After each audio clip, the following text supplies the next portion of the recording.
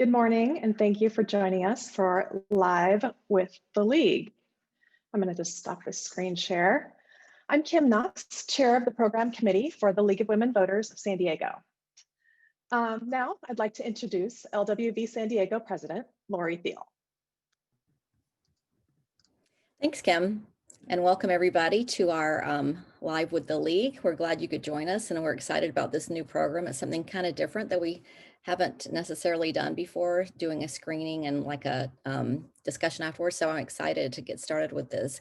But before we do, I just want to give you some heads up on other issues and items that you might want to keep in the back of your mind. Well, in this case, keep in the front of your mind. Vote. This is the last opportunity we have to do a Live with the League program before election day, which is now 4 days, as you all know. So we are no longer doing prop talks and candidate forums, but you will find a whole page of voting resources on our website. So just visit lwvsandiego.org. You'll see on the menu on the left side an item called Voting Resources. Just click it.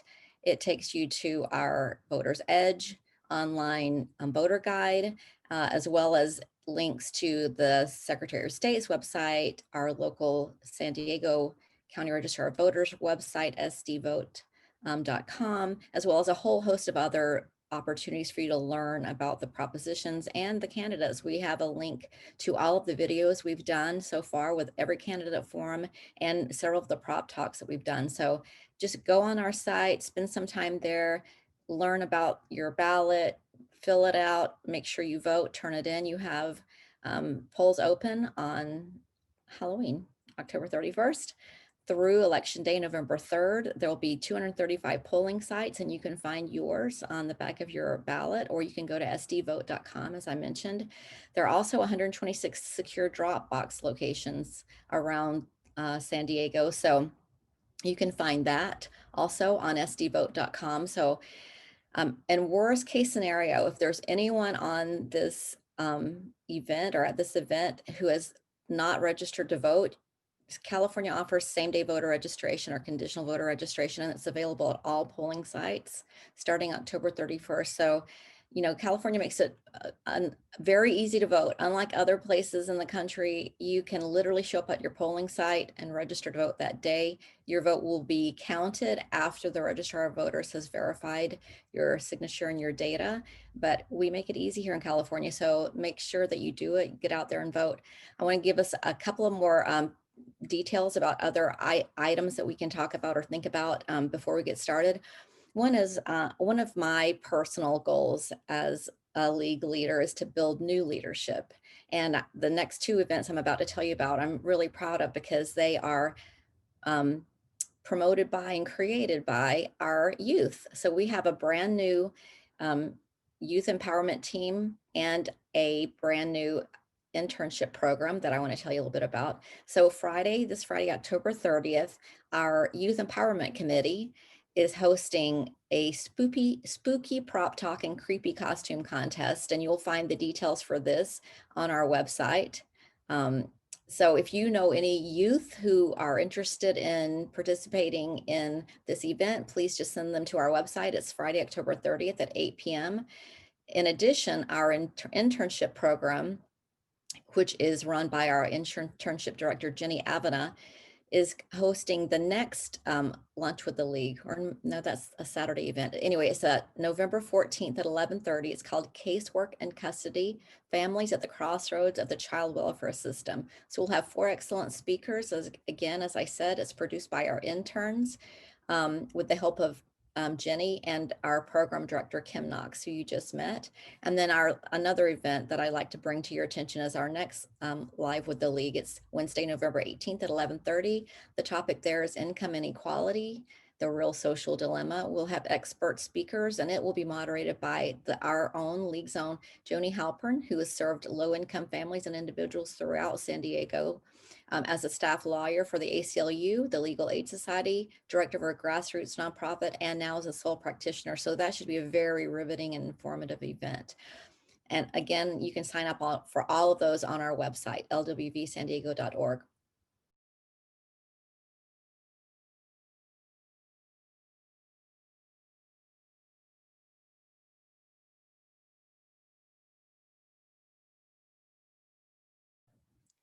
Well, I mean, that's just such a disturbing film, and it's embarrassing kind of to believe and realize that we live in America, which is the oldest democracy in the world, and this is what's happening, like real time. I know it started with the 2016 general, but they talked about the primary, and of course, that film brought us into or up to what's happening currently with this 2020 general. So, I mean, I try not to be shocked by things in politics, but I am still moved by some of the things like this that I see.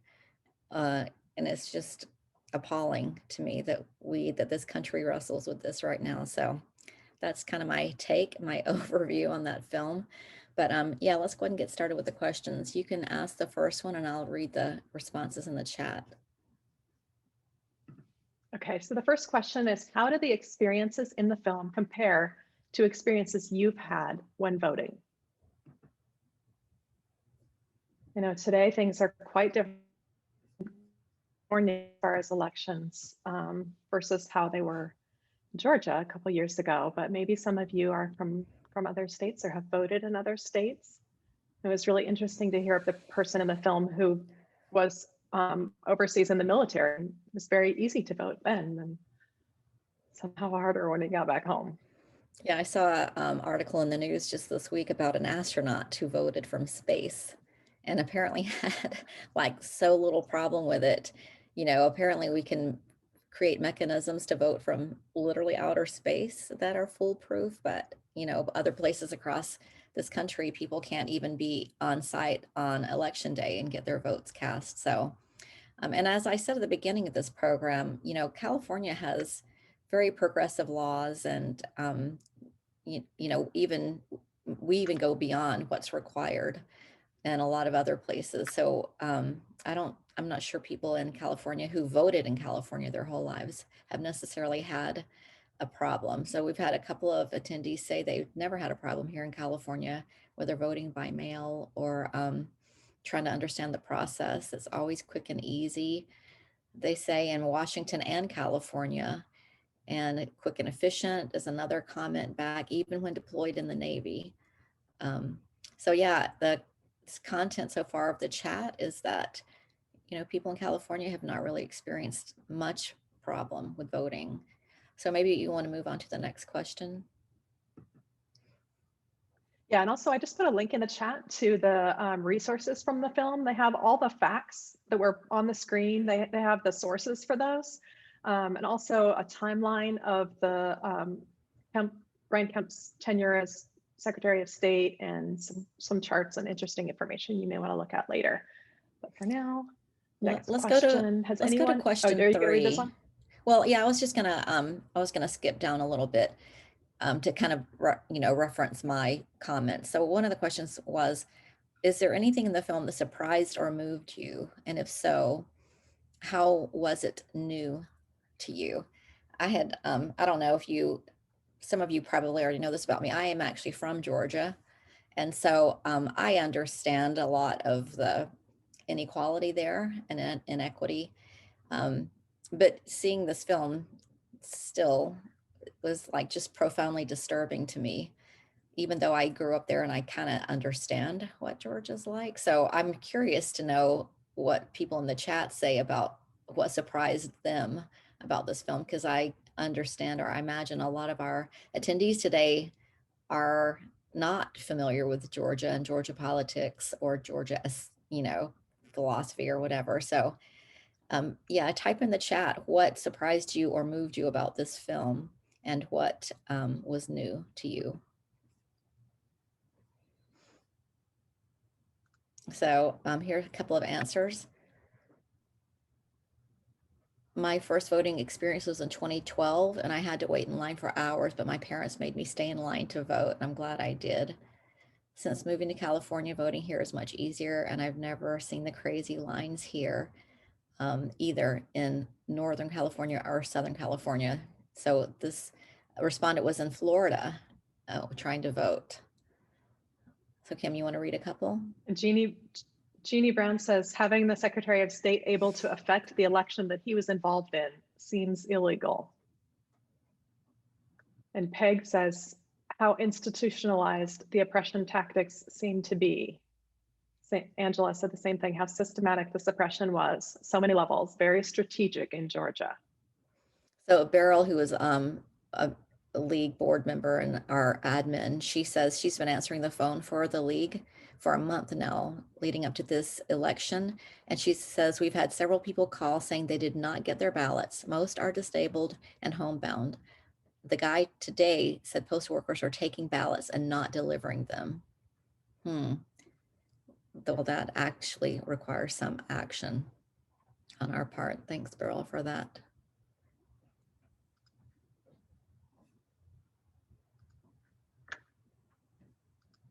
Okay, Kim, do you I want was to? just looking up the lawsuit. Someone asked about the lawsuit with Governor Kemp, and I'm not finding much that's recent. I see an article from December 2019 that said the Governor Kemp would have to sit for questions about comments he made that seemed to express concern about minority voter registration. Not sure where it went from there, but I'll go to the next question. Often voters like Jocelyn in the film experience these type of incidents as isolated or as mishaps. Was there anything in the film that would make you interpret your experiences differently? You know, one of the people said that like 30 or 40 of their Facebook friends were saying that the same thing happened to them. And they're just like, that's too much to be a coincidence or a mistake, or there's something more going on there. Right, that exact match law in Georgia, I think that was so like specifically targeted. And even in the film, they reference that African American names are particularly vulnerable to and susceptible to an exact match law. And somebody carrying the chat just said the exact match law is such an unfair move. I'm sad to hear something so directly affecting people who rightly registered. But I mean, I think that one of the things that's so egregious about all of the tactics we saw is that they were extraordinarily targeted and very measured. It's as if the people who instituted those policies knew precisely where geographically they wanted to suppress the vote and whose vote in particular they planned to suppress. It seemed like it was such a well-considered scheme. And I was wondering too, as I was watching it, and all the people who were speaking about how many hours they waited online.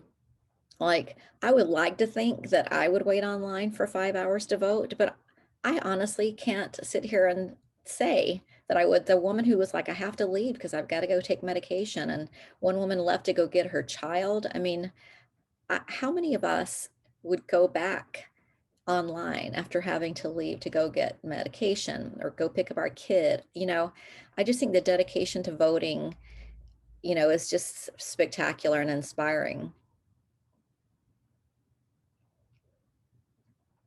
Here's a comment from Will. There should be more criminal accountability when these things happen. Yeah, I mean, I think I will do some follow-up on the lawsuits. Maybe Kim and I can do like a brief rundown on some of them and do like a quick email after this event to just kind of update us all on where that stands. Yeah. And Stacy says, I was really impressed that some of the interviewers did a lot of follow-up on their votes, even though it shouldn't have to be that hard. I'm sure most people might give up. Yeah, I didn't realize that provisional voting required you to come back within 3 days with an ID or some other form of mitigation for that. Like who knew that? Even the woman who called didn't know. They didn't tell her that that was going to be part of her responsibilities to come back and ensure her vote counted. So, I mean, and it's the numbers there showed that about half of those ballots weren't even counted. And, again, that just seems very blatantly strategic.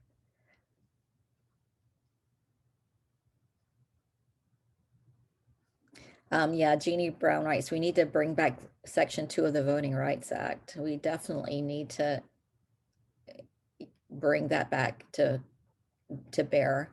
And as many of you know, the League of Women Voters is actively pursuing a more robust federal law that we'll reference here in a little while. Kim has a link to how to advocate for better voting laws.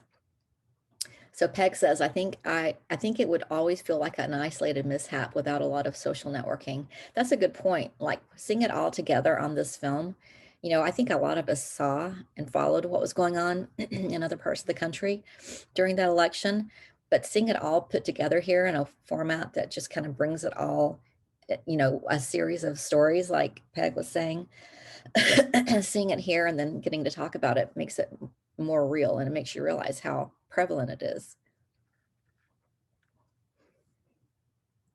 So Kim, do you want to go to the next question? Should we move on to the next question?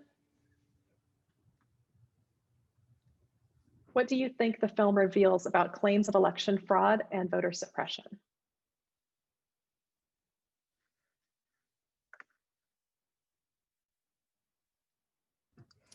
Angela says it's real, exclamation point. And then Jana says they are useless, question mark. I mean, I think claims of voter suppression are, you know, shockingly real, and they need to be taken seriously. Peg says believe them. Jeannie says it validates it. I mean, it's surprising and true.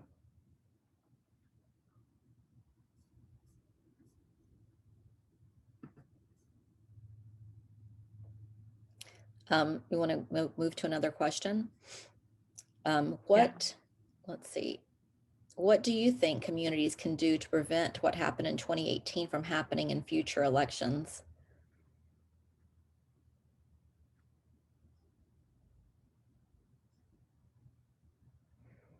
I mean, clearly laws and to reassert the Voting Rights Act would help prevent that going forward.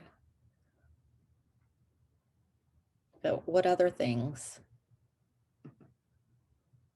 Stacy says, I wonder if more people oh, go ahead.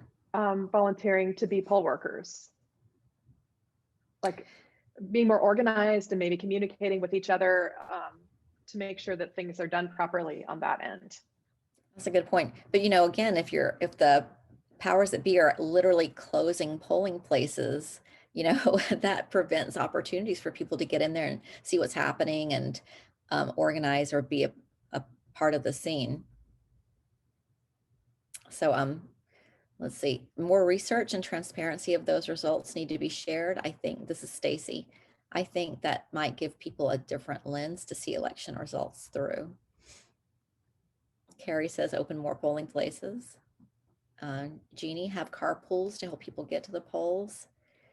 And Angela, pressure board of supervisors to examine registrar voters' practices ahead of the election. I like Stacy's idea, maybe a voter report card for counties or data that needs to be shared, such as how many registered, how many polling places, how many voted, average wait times, voters who were turned away, and if so, track the reasons. That is I mean, I like that idea too. You know, the registrar of voters, so the website I mentioned earlier, sdvote.com, they actually do, so to Stacy's point, they actually do compile a list of some of the items that Stacy mentioned. So right now, if you go on, you can tell how many polling places there are, where they're located, where the drop boxes are, et cetera. But also you can see registrar of voters reports on who voted, where those voters are. You can download all kinds of data about the last election. But I think to Stacy's point, to have like a real-time report card would be helpful too, because it would allow you to mitigate any problems as they were arising. And of course, as you saw in the film, a lot of people were calling a number that was a part of their opportunities to call and register complaints. And we have that here as well. And people who have problems here in San Diego can call the county registrar of voters, and there's a Secretary of State's number, et cetera. So, I mean, we have 4 full days of voting at the polls. So hopefully we won't have long lines and issues like some of the other reports had. Will suggests having a voter's bill of rights. Carrie says better logistics to provide adequate equipment. And Angela says, do not rely primarily on volunteers, polling places. This is an important function and should be mostly paid positions. Well, and to Angela's point, this year, the poll workers are paid. So the registrar of voters, the county board of supervisors did allocate funds to help provide pay for registrar of voters employees, or for them to hire employees to go and staff those polling places. Yeah, league members can observe polling places. There is Common Cause. We have teamed with Common Cause to provide opportunities for individuals to get educated on and information about how to be a poll monitor. And if you, I'll find that link and I'll put it in the chat later. But if you are interested in being a poll watcher, individuals have the right to go to polls. I mean, there are some restrictions. Obviously, you can't campaign and you can't wear campaign, clothing or articles, hats or buttons or whatever, but you definitely have the right to go to a polling place and observe and report if you want to. And I'll find that link and I'll put it in the chat if anybody wants to sign up for that information and workshop.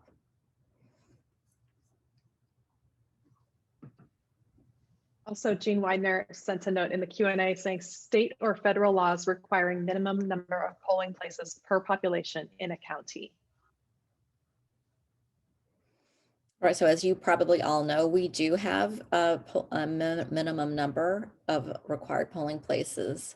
So I can't remember exactly. I think it was 1 for 10,000, and our registrar actually provided more polling places than were required at 1 per 8,000, I believe is what they ended up with. Do you remember, Kim? No. Yeah. I mean, the numbers are all, I have so many numbers swimming in my head right now. I can't certify those, but I believe that's correct. So do you want to go to another question, Kim, while I try to find that Common Cause link so I can put it in the chat? Yes, so this is our last question. What are some things you can do, whether in your community or across the country, to help expand the we in We the People?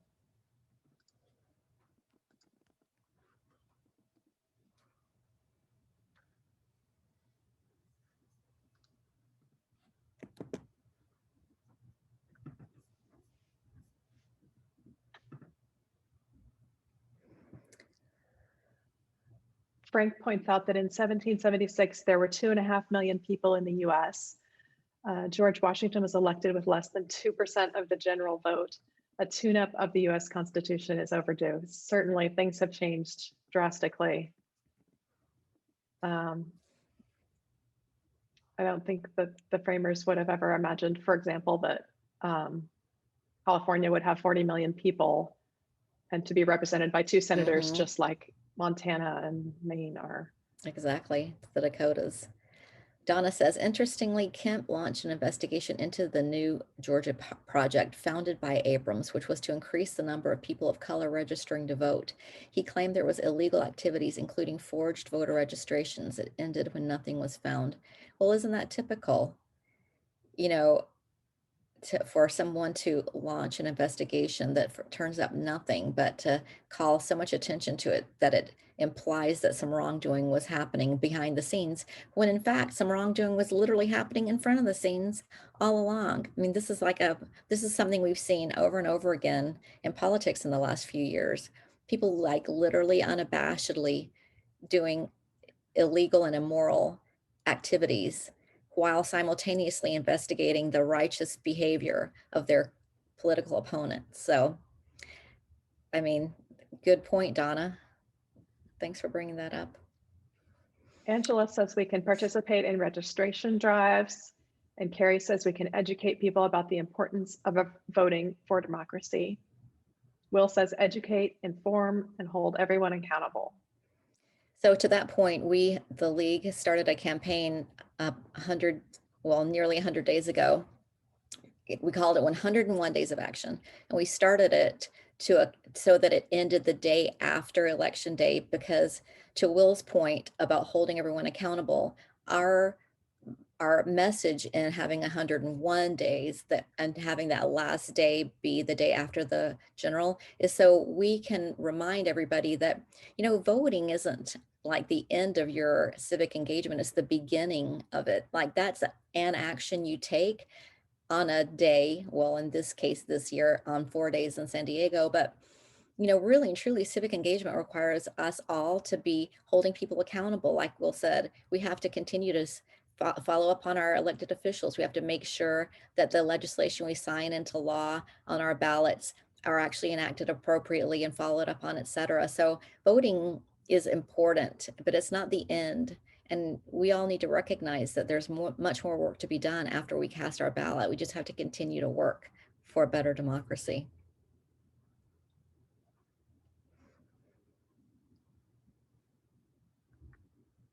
So Carrie says, have neutral observers of voting processes and have reports published. Again, I invite everybody. I have spent a lot of time on the Register of Voters site because it's so fascinating. And if you're wonky and you want to know like what voter turnout is and where it is, et cetera, in the previous elections, you can download reports. They run reports after every election to let you know what our turnout is, what our voter registration rate is. By the way, San Diego County has such a high voter registration rate. Like we have about 80% or more. Well, now we probably do have more than 80% of eligible people who are eligible to vote who have actually registered to vote in San Diego County. It's really exciting. I mean, we should probably not be too excited until we get to 100%, but I'll say compared to other parts of the country, our voter registration numbers are really high. So Donna says the league is going to have to be prepared for a very contested presidential contest. What can we do if Trump claims the election should be invalidated? We need to look into the Gore v. Bush era. Well, that is true. In fact, later on this evening, I will be participating in a webinar that's been hosted by the USD Center for Peace and Justice. I think it's Carl Luna. He's a political science professor, and he has pulled together a coalition of organizations that are going to be doing exactly that. Donna, we're going to be talking about how to move forward in different scenarios after the election. So that's a coalition that has been formed. Kim is we're both a part of another coalition between the ACLU and Engage San Diego. Kim, do you want to talk about that coalition that's also doing this work? Yes, so there's a group called Election Defenders that is training people to go to the polls and stand outside and just support and encourage voters, hand out bottles of water, snacks, hand sanitizer, and just encourage them to stay in line and sort of protect them from any other forces that might be intimidating. And also some people are being trained in de-escalation. And there's remote support positions where you can just stay at home on your computer and help organize things or answer questions for people who are, getting scheduled to go out to the polling places. So Surge is one of the main organizers, Blair Overstreet on the San Diego group. So just getting everyone motivated and organized to be ready for not only the days that our polling sites are open, but possibly what might happen after that. Also, I listened to a really interesting NPR show, Radio Lab. I think it aired on October 23. I listened to the podcast this morning, and the episode was called What If? And it talks about how this woman named Rosa Brooks, she was wondering what would happen if Donald Trump lost or disputed the results if he lost. Would he simply refuse to leave office or try to use the military? And she wanted to know specifically, like, who in the military would do what. And so she got together a team of experts and political operatives from both sides of the aisle. And then instead of arguing about whether he would do those things, they dug into exactly what would happen if he did. So they did like a little war games kind of thing, kind of like choose your own adventure, where they like walked through different scenarios, and like they played different roles, and they said, well, what would we do if we were like governors of Republican states? Like, what actions would we take to advance our interests? And then they played it all out to see what would happen in the end. It was really, really interesting. So I would recommend you look that up. It's called Radio Lab. And if you just type that into your search engine, it should come up to their webpage, and you can listen to the podcast right there.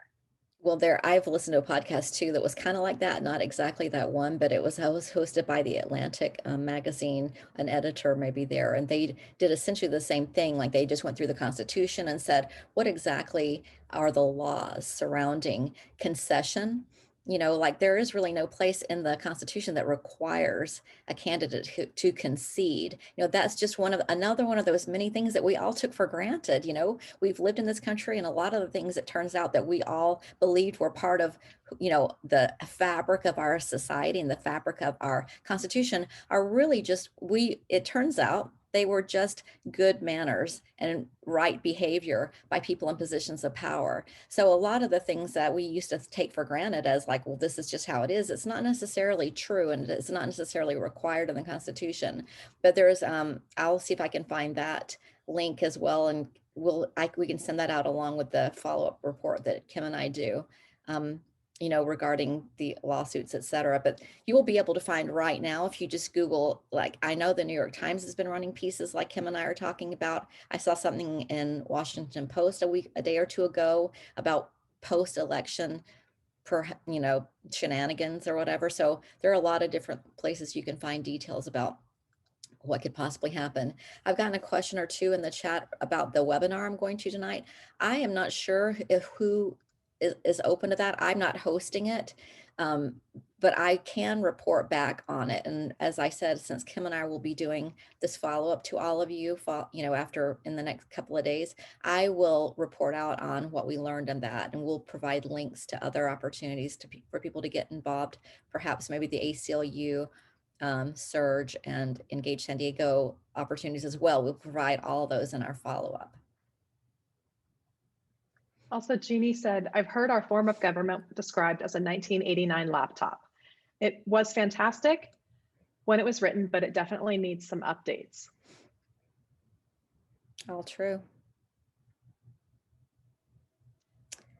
Yeah, in the Radio Lab podcast I was talking about, it talks about how the 12th Amendment says that on January 6th, the Senate and the House comes together, and the head of the Senate opens up the votes or whatever, and then they shall be counted. And it's like, it's not clear who counts them. Like, what if the Senate has a different opinion about how they should be counted, or which electors they're going to believe are the real ones from that state versus the House? Well, so the podcast that I had listened to several weeks prior to that one that you're mentioning, they actually had alluded to that and said, the electors, if you are a governor of a state, you can send other electors to cast opposing votes. So even the way different states choose their electors and who they designate as electors, that is up for grabs too a lot of times, because it's, as we all know, elections are local, they're run locally, and electors are chosen by local municipalities, et cetera. And then of course, there's always the conversation around faithless electors.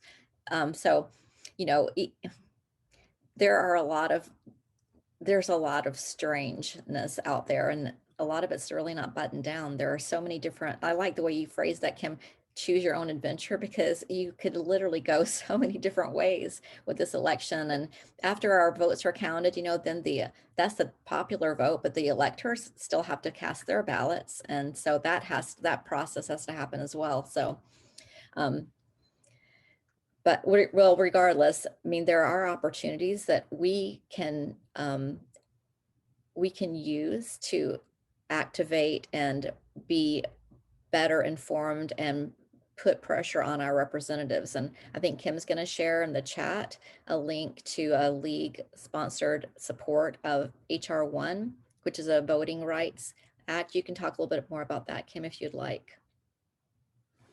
Yeah, so this was from January 2019, the For the People Act. It was introduced and passed in the House of Representatives to expand voting rights, limit partisan gerrymandering, strengthen ethics rules, and limit the influence of private donor money in politics. The House passed the bill in March of 2019 along strict party lines, but as of this month, it has not been passed by the Senate. And Mitch McConnell has said that he is not going to bring it to the floor. So if you click on the link in the chat, that'll add your name to the list to show the next administration and Congress that day one is for democracy. Demand that the For the People Act is a first priority of the next administration and Congress.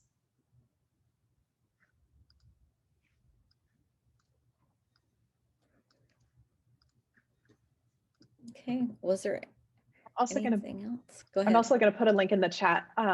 Just requesting feedback on our event, we have a link. We're doing a little survey. Sometimes when you leave a Zoom, you might notice in your web browser, it loads up our survey, and we love getting feedback from a few of you, but would love to hear from all of you about our events and what you'd like to hear more of.